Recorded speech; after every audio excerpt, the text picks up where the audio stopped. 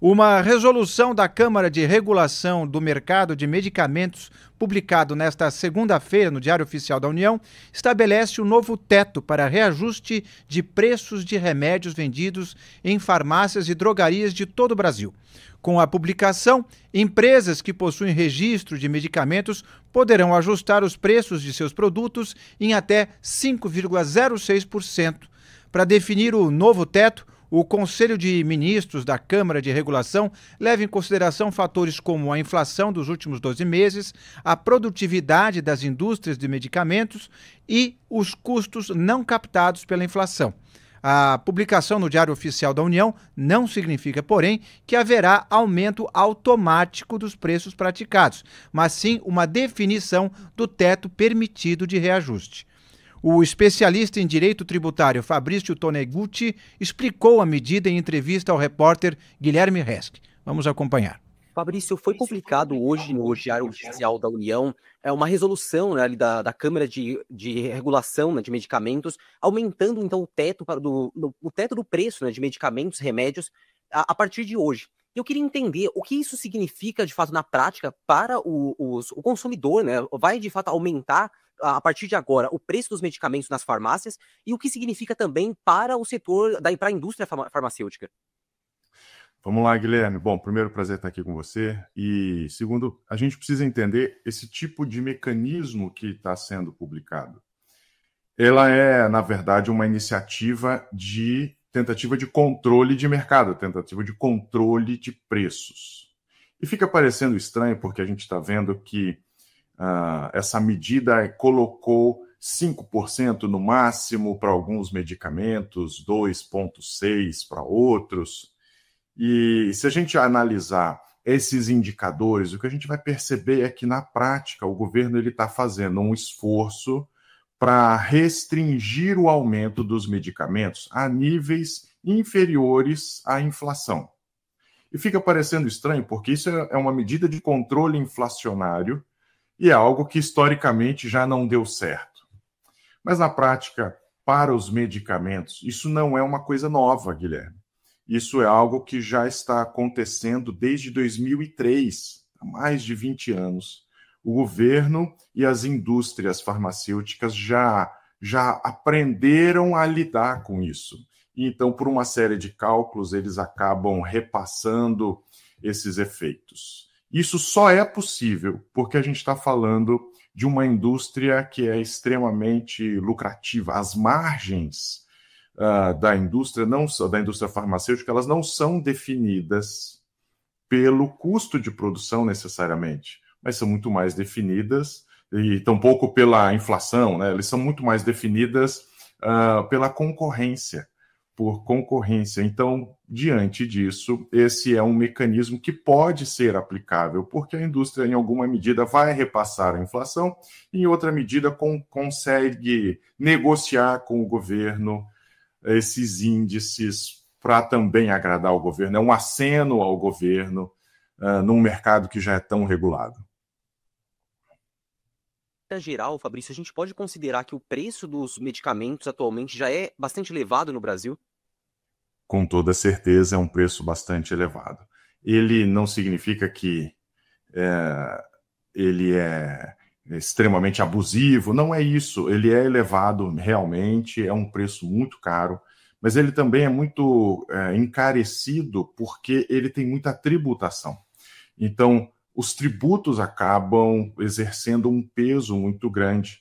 Tanto é que essa medida também já disse o seguinte: olha, as farmácias vão precisar ter lá várias listas, as listas com os preços máximos de cada medicamento, mas é interessante que esses preços máximos de cada medicamento vão ser variáveis de acordo com os estados, porque cada estado vai cobrar o seu ICMS, então cada estado vai ter um preço diferente em virtude do tributo que é aplicado sobre esses medicamentos. Mas sim, de fato, no Brasil, nós temos um custo muito elevado para os medicamentos. Do ponto de vista do consumidor, esse reajuste anunciado hoje nesse teto do preço dos medicamentos é preocupante? Você avalia? Não, do ponto de vista do consumidor, para um primeiro momento, esse aumento ele tem muito mais uma narrativa de controle inflacionário. Então, ele é muito mais uma ideia de dizer assim, olha, a gente vai reaplicar, a gente vai reprecificar a um nível inferior à inflação. Então, só para se ter uma ideia, 7,8% dos medicamentos vai estar sujeito àquele nível máximo de um pouquinho mais de 5% de reajuste. 77% está sujeito a 2,6% de reajuste, que é menos do que os mais de 5% que nós já tivemos de inflação nos últimos 12 meses. Então, é uma narrativa de controle de inflação. É uma narrativa de dizer assim, olha, estamos impedindo as indústrias farmacêuticas de aumentar o preço. Mas a verdade é que o aumento dos preços nunca foi determinado pela inflação para essa indústria. E a indústria farmacêutica, é possível que tenha uma reação agora com passa a valer hoje? Que esse... A verdade é que eu tenho muito mais uma impressão de que isso é um jogo já combinado e que não vai haver grandes movimentações da indústria, não, porque a verdade é que para alguns medicamentos, se isso de fato fosse um controle regulado, unilateral, o que aconteceria era que aconteceria aquilo que a gente já viu na história, né?